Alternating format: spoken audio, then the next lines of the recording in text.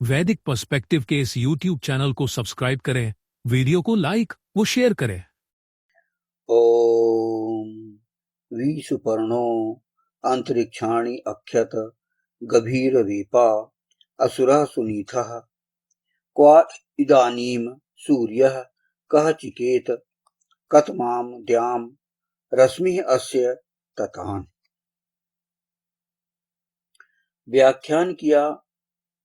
सुंदर पालन करने वाले ने, अंतरिक्षों का गंभीर प्रकंपित करने वाले ने, प्राणवान ने, सुनीत ने, कहाँ है अब सूर्य किसने जाना, किस देव को रश्मि ने इसकी फैलाया। मंत्र ऋग्वेद के प्रथम मंडल के 35वें सूक्त का यह सप्तम मंत्र है। वास्तव में हमें वेदानुकूल चलना चाहिए। तो वेदानुकूल जो चलते थे वह देवता कहलाए, और जो वेदानुकूल नहीं चलते थे, जो अनुशासन से नहीं चलते थे, वे फिर बाद में राक्षस कहलाने लगे। इन्होंने अपना एक जो है संप्रदाय बना लिया। यहां फिर राक्षसों का अर्थ क्या हो गया?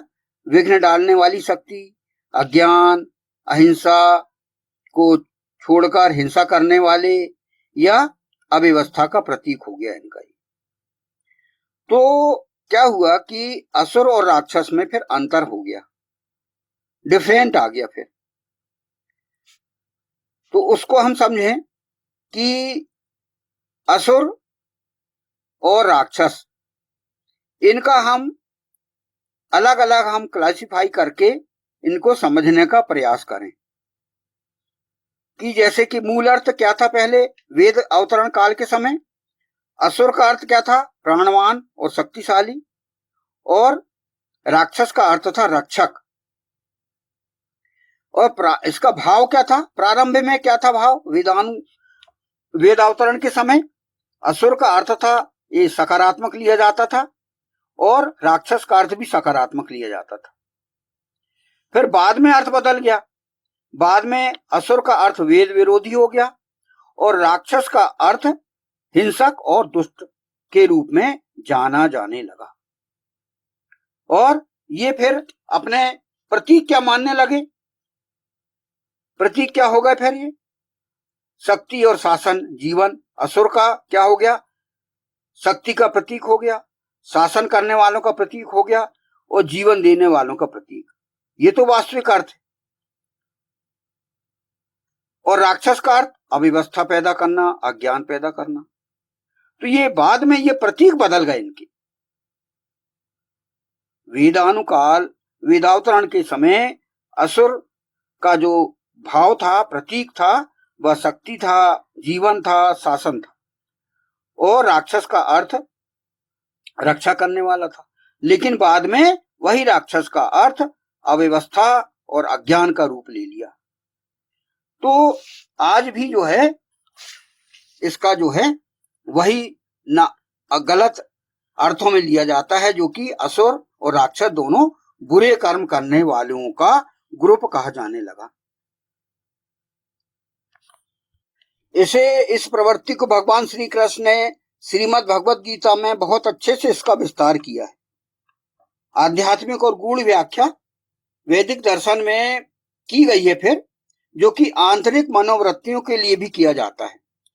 असुर और राक्षस शब्द का जो गूढ़ अर्थ है वो लिया जाता है कि असुर अर्थात जब मनुष्य केवल भौतिक शक्ति, अहंकार, इंद्रिय सुख में डूब जाता है, वह असुर प्रवृत्ति कहलाती है। यह हमें श्रीमद् भगवत गीता में भगवान श्री कृष्ण के मुख से यहां पर सुनने को मिलता है।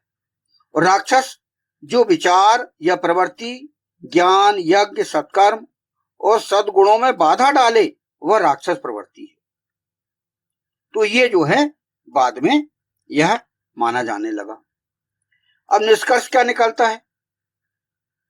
वैदिक संस्कृत में असुर अर्थात शक्तिशाली, प्राणवान, देवतुल्य सत्ता, ये इसका मूल अर्थ था। और राक्षस का क्या अर्थ था? रक्षक। लेकिन बाद में विघ्नकारी शक्ति के रूप में यह जाना जाने लगा। लेकिन समय के बाद दोनों शब्दों का अर्थ नकारात्मक या दुष्ट शक्तियों का हो गया। आज हम भी देखते हैं तो असुर और राक्षस दोनों ये नकारात्मक शक्तियों के रूप में जाना जाता है। द्वापर युग में भी यह भगवान श्री कृष्ण के माध्यम से ये राक्षस और दुष्ट का व्याख्यान अर्जुन को उन्होंने बताया है। तो ये इसको हम समझने का प्रयास करें तो वास्तव में वेद का सही अर्थ क्या है और आज जो प्रचलित अर्थ क्या लिया जा रहा है, इसका हमने अलग अलग विश्लेषण किया। अब इसके पश्चात हम आए अगले फुटनोट पर। सुनीत ने, मूल मंत्र में है सुनीतः अर्थात सुनीत ने। तो इस फुटनोट को जोड़कर हम पढ़ने का प्रयास करें कि व्याख्यान किया सुंदर पालन करने वाले ने, अंतरिक्षों का गंभीर प्रकंपित करने वाले ने, प्राणवान ने, सुनीत ने। तो सुनीत ने व्याख्यान किया अंतरिक्षों का सुंदर पालन करने वाला, ये सब जो है यहाँ इस सुनीत से हम समझने का प्रयास करें। सुनीत ने, सुनीतः, जिससे भली भांति पदार्थों की प्राप्ति हो, है ना। सुनीत का अर्थ है भली भांति पदार्थों की प्राप्ति हो। तो भगवान ऋषि दयानंद ने इस वेद भाष्य में इसका अर्थ उन्होंने क्या किया है, सुनीतः सुष्ठु नीतः पदार्थ प्राप्त यो यस्मात् सह अनेन ऋण प्रापणे धातु हो कथन प्रत्यय, ये उन्होंने ये भाष्य किया है।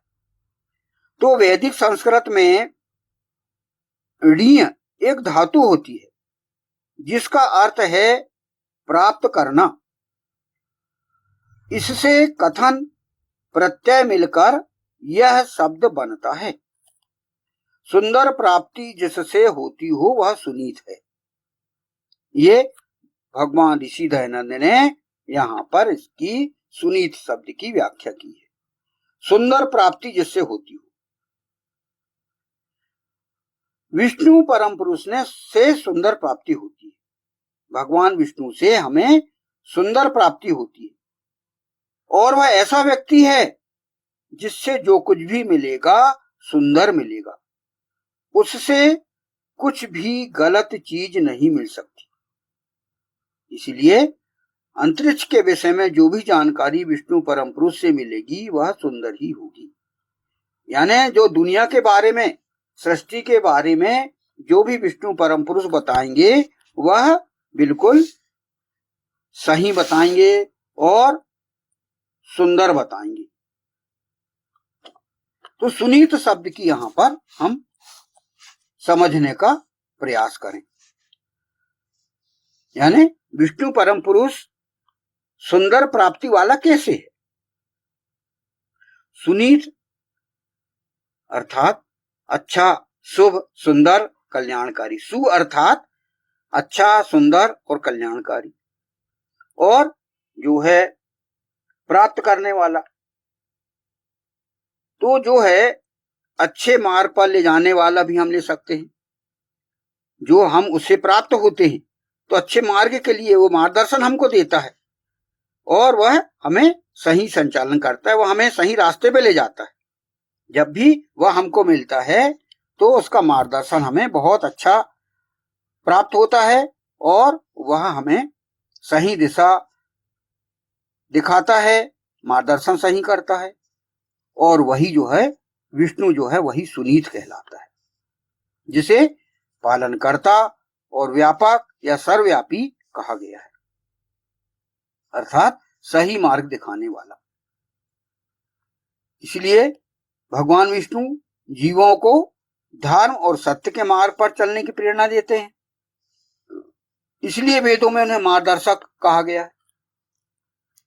और कल्याण की ओर ले जाने वाले, सु अर्थात शुभ, और यहाँ पर नीच अर्थात ले जाना, यह भी हम ले सकते हैं।